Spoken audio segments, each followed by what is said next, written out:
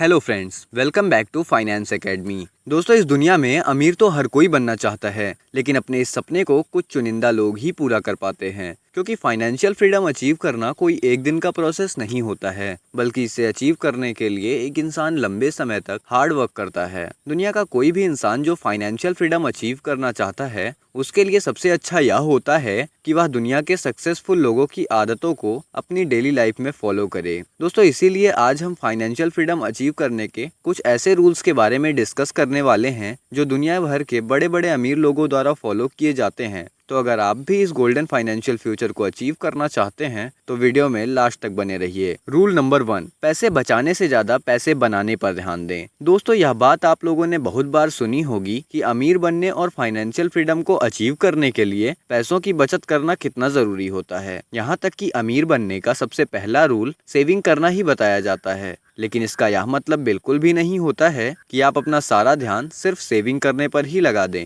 और अपनी कमाई को बढ़ाने के बारे में बिल्कुल भी ध्यान ना दें। दुनिया के ज्यादातर लोग यही गलती करते हैं कि वे पैसे सेव करना तो स्टार्ट कर देते हैं, लेकिन इसके चक्कर में वे अपने कमाई को बढ़ाने पर फोकस हटा देते हैं। अब ऐसे लोग अमीर तो बेशक बन जाते हैं, लेकिन जब तक वे अमीर होते हैं तब तक उनकी आधी से ज्यादा उम्र निकल चुकी होती है। अब आप खुद ही डिसाइड कीजिए और कमेंट में बताइए कि आपको आपके सपनों के महल में 30 की उम्र में रहना है या 60 की उम्र में, और आपको अपनी ड्रीम कार 30 की उम्र में एंजॉय करनी है या फिर 60 की उम्र में। क्योंकि अगर आप अपने ड्रीम्स को यंग एज में पूरा करना चाहते हैं तो आपको सेविंग करने के साथ साथ अपनी अर्निंग को बढ़ाने पर भी ध्यान देना होगा। रूल नंबर 2, पैसों के पीछे ना भागें, बल्कि कुछ ऐसा करें कि पैसा आपके पीछे आए। दोस्तों, यह नियम अमीर बनने और फाइनेंशियल फ्रीडम अचीव करने का सबसे अहम रूल माना जाता है। इस रूल का जिक्र ऑथर रॉबर्ट ने अपनी book rich dad poor dad में भी किया है। इसका मतलब आप अपने आप को इतना वैल्यूएबल और स्किल्ड बनाइए कि पैसा खुद ब खुद चल के आपके पास आए। क्योंकि जो लोग पैसे के पीछे भागते हैं वे लोग जिंदगी भर पैसे के पीछे ही भागते रहते हैं, इसके बावजूद भी पैसा उनके हाथ कभी नहीं आता है। वहीं दूसरी तरफ जो खुद को पहले से बेहतर बनाने पर काम करते हैं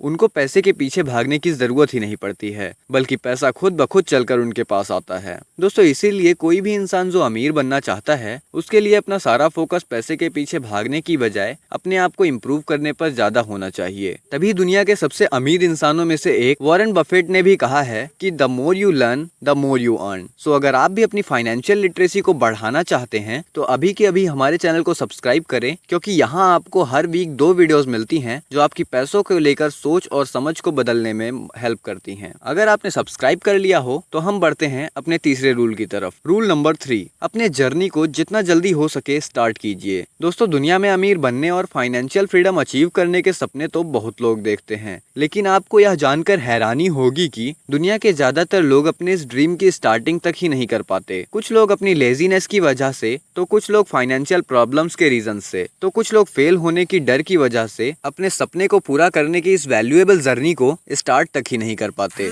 लेकिन दोस्तों, दुनिया में किसी भी गोल को अचीव करने के लिए सबसे ज्यादा इम्पोर्टेंट यह होता है कि अपने इस जर्नी को जितना जल्दी हो सके स्टार्ट कर दिया जाए। कहा जाता है किसी भी काम को शुरू करने का कोई परफेक्ट टाइम नहीं होता है। आप जिस भी टाइम और जिस भी एज में शुरुआत करते हैं वही आपके लिए राइट टाइम होता है। आइए कुछ रियल एग्जांपल से समझते हैं। 6 साल की एज में वॉरेन बफेट ने च्युइंगम बेचने से शुरुआत की। 13 साल की उम्र में उन्होंने पहला शेयर खरीद लिया और 25 साल की उम्र तक वे करोड़पति बन चुके थे। वहीं कोलोनियल सैंडर्स जी ने KFC की शुरुआत 65 साल की उम्र में की और वो अपनी 70 की उम्र तक करोड़पति बन चुके थे। दोस्तों, अगर आपके मन में भी कोई बिजनेस आइडिया या कोई प्लान है तो आप उस पर आज ही और अभी से काम करना शुरू कर दीजिए, क्योंकि कामयाबी हासिल करने के लिए आपको स्टार्टिंग तो करनी ही पड़ेगी। क्योंकि दोस्तों, अपने ड्रीम को पूरा करने के लिए कोई परफेक्ट टाइम और पर्टिकुलर एज की रिक्वायरमेंट नहीं होती है। आप जिस भी टाइम और जिस भी एज में स्टार्ट करते हैं वही आपके लिए राइट टाइम होता है। रूल नंबर 4, जब तक आप एक्चुअल में रिच नहीं हो जाते तब तक पुअर बने रहें।